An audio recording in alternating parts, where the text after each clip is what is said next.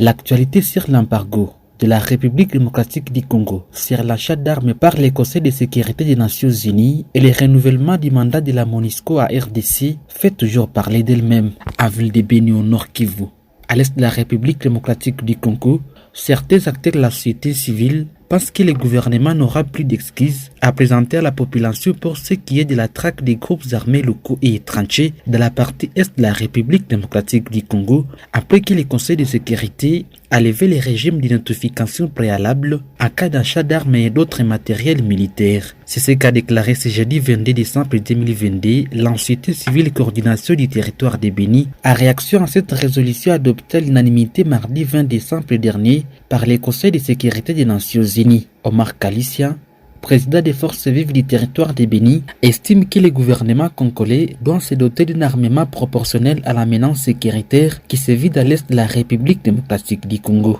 Au-delà de l'acquisition des équipements militaires, celui-ci pense que le gouvernement doit également envisager la redéfinition de la politique des systèmes de défense nationale. Pour nous, c'est maintenant une occasion accordée à la République qu'il ne faut plus rater, parce qu'on ne connaît pas demain. Aujourd'hui, nous sommes aidés et au même moment, comme nous sommes agressés, nous devrions profiter dans le plus vite possible de ravitailler notre arsenal militaire en vue d'être à mesure de faire face aux agresseurs de cette République. Et au même moment que la décision de la levée est accordée, nous, on n'a plus d'autres excuses ni d'autres façons ou bien encore à pleurnicher. Et c'est à d'autres termes, au lieu de nous dire vous êtes déjà responsable, agissez en adulte et notre agissement doit être proportionnel à ce qui nous est comme problème. Quant à ce qui concerne les renouvellements du mandat de la MONUSCO,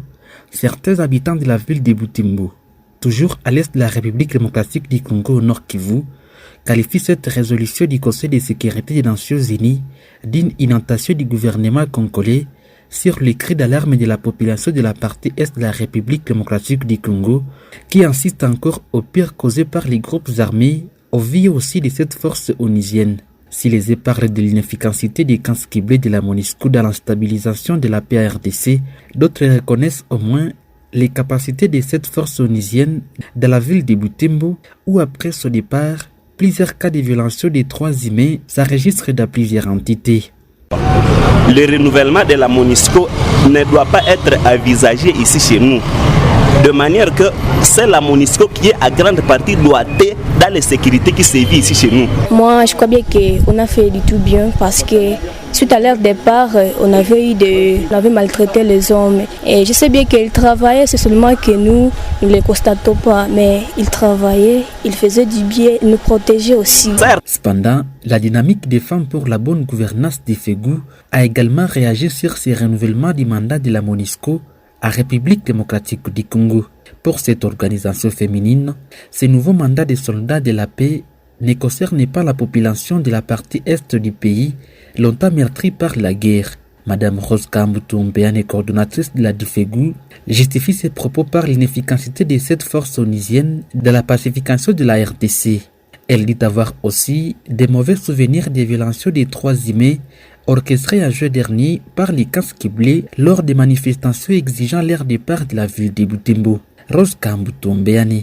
Je suis en train d'estimer que ces renouvellements concernent Kinshasa, où il y a la calmie, mais nous qui vivons les zones où nous vivons la cité, nous l'avons vécu avec la présence de la MONUSCO et que nous avons estimé que cette MONUSCO est non seulement inactive, mais que des fois elle se rend coupable même d'une complicité, des fois par rapport même à comment les massacres se passent à côté de leur position, de leur camp, par rapport aussi aux allégations qu'ils ont toujours tenues lorsqu'ils sont appelés à intervenir par des hélicoptères, surtout des drones, et qu'ils commencent à raconter des histoires que l'ennemi est constitué essentiellement des femmes et des enfants. Cela nous a amené à dire, voilà, avec la présence de la MONUSCO, nous pensons qu'elle n'est plus nécessaire. Dans la province de l'Ituri, nous sommes toujours à l'est de la République démocratique du Congo. Le mouvement d'autodéfense populaire de l'Ituri, MAPI, une structure visant à riposter contre les attaques des groupes armés de l'Ituri, vient d'être lancé officiellement ce jeudi 22 décembre 2022. Ces mouvements, qui selon ses dirigeants, travaillent pour les actions de l'armée congolaise, dit se référer aux articles 63 et 67 de la Constitution de la RDC, évitant la population à défendre son entité au propos du gouverneur des provinces à Komanda en avril dernier, disant, je cite, « Les jeunes, ne laissez pas votre milieu tomber entre les mains de l'ennemi ». Fin de citation. D'après les porte-parole de cette structure d'autodéfense, leur action de résistance contre les violences des droits de l'homme s'inscrit dans la logique de réclamer les retours de leurs semblables dans leurs villages respectifs et de répondre à l'appel du chef de l'État appelant la jeunesse à créer des mouvements de vigilance pour barrer la route à l'ennemi. Pour commencer que Gisté, il est temps que le gouvernement provincial demande à d'autres groupes armés de retirer toutes les milices vivant aux alentours de la ville de Bunia. Tout Congolais a le droit de protéger la propriété, les biens et intérêts publics, de respecter la propriété d'autrui. Vu les différentes déclarations incendiaires de la force négative à Ituri, dont Codeco et FPIC, accusant les communautés victimes comme détatrices des groupes armés qui n'a jamais existé au sein de ces communautés. À cet effet, nous rappelons à toute notre jeunesse de l'Ituri de s'engager à résister avec dernière énergie contre les massacres de ces groupes armés qui, depuis 2017, ont poussé notre jeunesse dans une pauvreté totale, dont déplacement massif, refuge, tuerie, pillage, viol des femmes, violation des droits humains et de la population. Déclarons ce qui suit. Nous, autodéfense parsemée à travers la province de l'Ituri, soutenons l'armée congolaise, l'effort de la communauté internationale dont la mission a été confiée à la MONUSCO, l'EAC, soutenons les institutions de la République, soutenons les messages lancés par son excellence gouverneur militaire Johnny Luboya Kashama à commande en avril 2021. Je cite, Wavijana musiacha mungini ianguke kumkono ya adui. Notre action de résistance contre les violations massives des droits de l'homme perpétrées par Codeco FPIC s'inscrit dans la logique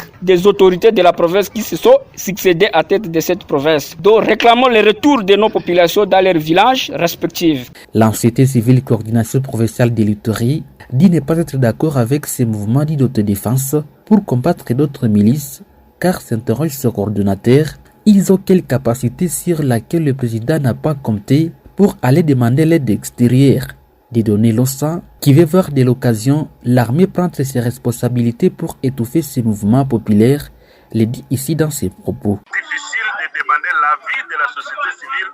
Ça, c'est pas notre... Nous ne pouvons jamais avoir un avis favorable pour ça. Au contraire, ça ne sert à rien d'avoir des groupes armés pendant que tous les autres sont allés vers le processus de cessation des hostilités. Et les autres groupes armés, ça va nous aider à quoi? Je ne sais pas ce qu'ils attendent par des... Nous avons une armée dans ce pays. Le président venait de signer plusieurs accords, même pour que les forces régionales appuient les FARDC. Mais là, eux, ils viennent d'où? Ils ont quelle capacité sur laquelle le président n'avait pas compté, il est allé à l'extérieur. Je pense que ça sont des distractions. Le temps ne doit pas laisser ce genre de choses se passer. C'est le moment, justement, qu'il y a des mouvements. Nous sommes contre cela parce que nous ne pouvons jamais émettre un avis dans ce sens-là. Aucun groupe armé, avant de se créer, n'a demandé l'avis de la société civile. Nous demandons à l'armée de ne pas les laisser opérer sur le territoire congolais parce que nous sommes un état de droit. On ne peut pas avoir dans un pays, dans un état de droit, d'autres groupes armés se créer pendant que tout le monde veut qu'on aille au désarmement. Joint à ce sujet, les autorités de l'armée congolaise de la région disent ne pas être au courant de n'importe quel mouvement d'autodéfense qui s'assoit. Wet Ansi, disent les enclins. Richard Maliro Kakoulé pour Afro Ifo 43.